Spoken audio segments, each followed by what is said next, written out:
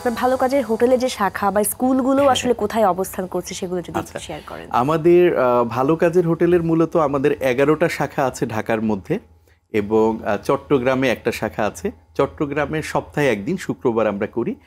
আর যে 11টা শাখা আছে এটা হচ্ছে দুপুরবেলা আমরা 6টা জায়গায় করি, যেমন কারওয়ান বাজার, 7 রাস্তা, বনানী করাইল বস্তি, তারপরে কালশি, মিরপুর আর হচ্ছে ওয়ারি দুপুরে এই জায়গাগুলিতে, এবং রাতে হচ্ছে কমলাপুর, সদরঘাট, খিলগা, তারপরে ধানমন্ডি রবীন্দ্র সরোবর, মোহাম্মদপুর শারীরিক শিক্ষা কলেজের সামনে, এই জায়গাগুলিতে হচ্ছে রাতের বেলা আমরা খাবার প্রদান করি। এবং প্রতিদিনই কিন্তু আমাদের নির্দিষ্ট একটা টাইম দেওয়া আছে, যেমন দুপুরে 12টা থেকে 3:30, আর রাতে হচ্ছে সন্ধ্যা 7টা থেকে 10টা পর্যন্ত। এই অসহায় মানুষগুলি কিন্তু বিভিন্ন জায়গা থেকে তারা আসে, এসে ওখানে বসে। একই মানুষজনই থাকছে নাকি চেঞ্জ হচ্ছে? না, এটা চেঞ্জ হয়। এটা যেমন আপনার দেখা যাচ্ছে 50 বা 60% সিমিলার মানুষ থাকে, 40% বা 30% বলা যায় যে চেঞ্জ হয়। এটা নতুন নতুন মানুষ আসে এবং ওনারা অনেক সুন্দর সুন্দর ভালো কাজের কথা বলে। এই যে সামাজিক পরিবর্তনের অংশ হিসেবে ভালো কাজের হোটেল কাজ করছে দীর্ঘ সময় যাবত, পেছনে যদি কোনো আসলে আপনাদের কিছু গল্প যদি আমাদের সঙ্গে শেয়ার করেন যে সেখানে কিভাবে হয়। আচ্ছা, আসলে আমাদের এরকম খুব অনুপ্রেরণা দেয় বা খুব চেঞ্জিং কিছু আমরা দেখি, যে আমরা কিন্তু যে শুধুমাত্র মানুষকে পেট ভরে খাওয়াচ্ছি এটা না, আমরা কিন্তু মূলত আমাদের উদ্দেশ্য হচ্ছে মানে চেঞ্জ আনা মানুষের মধ্যে। আর এই চেঞ্জটা যদি আসলে মনের ভিতর থেকে আসে, এটাই কিন্তু অ্যাকচুয়াল চেঞ্জ।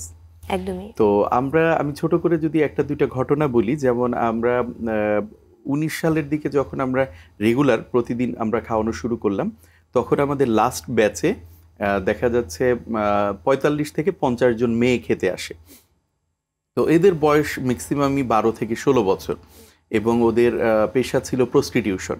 তো আমরা ওদের পেশা নিয়ে কখনোই কোনো কথা বলতাম না, আমরা বলতাম যে তোমাদের সবাইকেই যেটা বলি যে একটা ভালো কাজ করতে হবে। তো একদিন একটা মেয়ে বলতেছে যে মামা, আমি তো আসলে প্রতিদিনই বলি যে ভালো কাজ করব, তো আমি আসলে ভাবে পাচ্ছিলাম না, তো আজকে আমি একটা ভালো কাজ করেছি, এটা আসলে ভালো কাজ হয়েছে কিনা আমি বুঝতে পারছি না। তো বললাম কি ভালো কাজ করেছো? তো সে বলল যে আমি আসলে স্টেশনের সামনে দুপুরবেলা বসেছিলাম, কমলাপুর স্টেশনের সামনে। তো একজন বৃদ্ধ লোক এসে সিএনজি থেকে ওনার কিছু ব্যাগ নামালো, লাকেজ নামালো।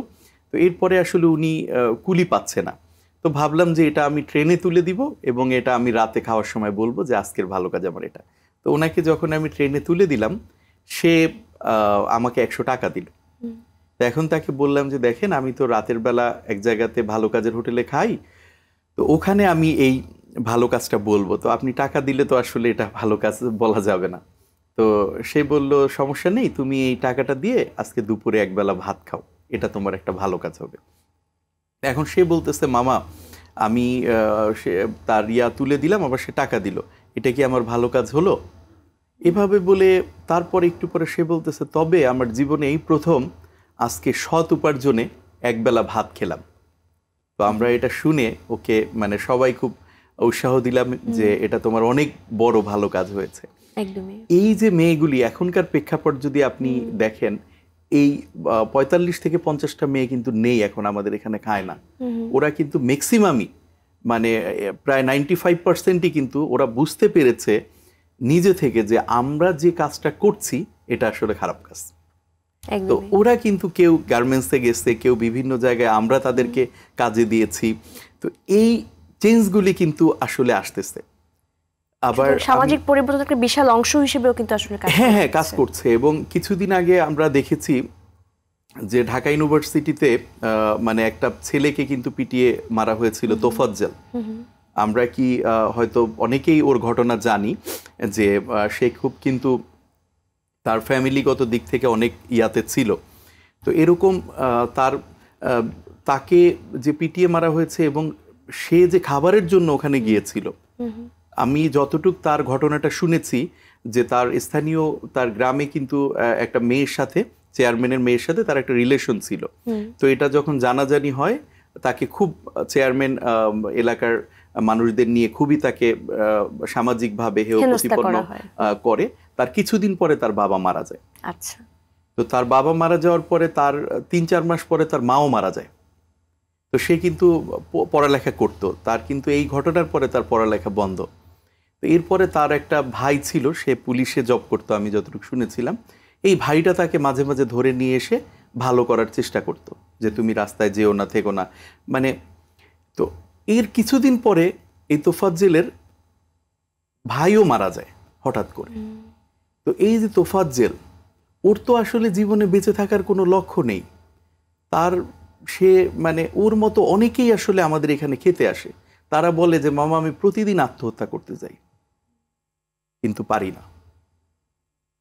তো এই মানুষগুলি, সে যদি আজকে খাবার মানে তার ক্ষুধার তাড়না থেকে সে যদি কোনো দোকান থেকে খাবার নেয় খেতে গেলে, বা কারো থেকে ছিনিয়ে খাবার নেয়, সেটাকে কিন্তু আমরা চুরি বা ছিনতাই বলতে পারি না। মানে এই মানুষগুলি তো এরকম রাস্তায় থাকা প্রায় মানে বেশ কিছু মানুষ, আমরা তো প্রতিদিনই 3000 থেকে 3500 মানুষের জন্য একটা মিল আয়োজন করি। তো এদের মধ্যে মনে হয় প্রায় 1000 খানেক এরকম ঢাকা শহরের ছিন্নমূল মানুষ যারা আছে, যাদের বেঁচে থাকার কোনো লক্ষ্য নেই, উদ্দেশ্য নেই, এরকম মানুষ কিন্তু আমাদের এখানে খাবার খাচ্ছে। এবং একটা মানুষের যদি গল্প বলি, কিছুদিন আগে, এটা বেশ কিছুদিন আগেই আমাদের কাছে একটা ফোন আসলো, বলল যে আমি আপনাদের মেম্বার হব। তো আমরা ফর্ম পূরণ করলাম, করে তাকে বললাম ঠিক আছে 300 টাকা আপনি এখন ভর্তি ফি হিসাবে বিকাশ করলে এরপরে আমরা ব্যাংক পাঠিয়ে দিব, আপনি মেম্বার হতে পারবেন।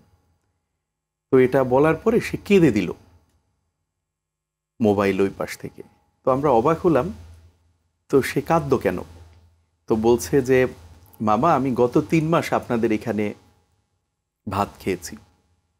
তো খুব আরও অবাক হলাম যে এখন সে আবার মেম্বার হবে, প্রতি মাসে 300 টাকা দিবে। তো তার গল্পটা আসলে শুনতে চাইলাম যে কি হয়েছে বলেন তো। বলল আসলে আমি আপনাদের এখানে খেতাম, আমি দুপুরবেলা নাট্যমঞ্চ ঝাড়ু দিতাম, ওখান থেকে আমাকে একবেলা খাবার দিত। আর আমি গুলিস্তান মাজারের পাশেই থাকি, রাতে আপনাদের কমলাপুরে আসি হেঁটে খেতে। তো এখন আপনারা তো প্রতিদিনই বলেন ভালো কাজ করতে, আর আমি বলি আগামীকালকে করব, আজকে পাইনি। তো পরে আমি একদিন রাস্তা দিয়ে যাচ্ছি, দেখলাম ট্রাকে রড তুলতেছে কিছু মানুষ। তো আমি তখন তাদেরকে হেল্প করলাম, যে রড তোলার কাজে আমি হাত লাগালাম, যে আমি এটা রাতে বলবো যে আমি এটা ভালো কাজ করেছি। তো এখন রড তোলা শেষ, পরে আমাকে একজন ডাক দিল, যেই দোকানের রডগুলি উনি হচ্ছে ট্রাকে তুলছিল, ওই দোকানের লোকটা তাকে ডাক দিল, ডেকে জিজ্ঞেস করলো তুমি কি করো, কি করছো। পরে সে বলল যে তুমি তোমার থাকার ব্যবস্থা আমি করে দিব, আর তোমার কাজ হবে হলো যখন আমার এই ট্রাকগুলি আসবে রড তোলা এবং নামানো, এবং তোমাকে 6000 টাকা বেতন দিব। তো এটা বলার পর সে দেখলো যে না, কোনো তো ঝামেলা নেই, থাকবে খাবে এখানে, আবার 6000 টাকা বেতনও দিবে। পরে সে কি করলো, ওইটাই জয়েন করে ফেললো। তো ওটাই জয়েন করে এবং পরবর্তী 1-2 দিন পরেই সে আমাদের এখানে ফোন দিয়ে সে মেম্বার হতে চাইলো। অসাধারণ।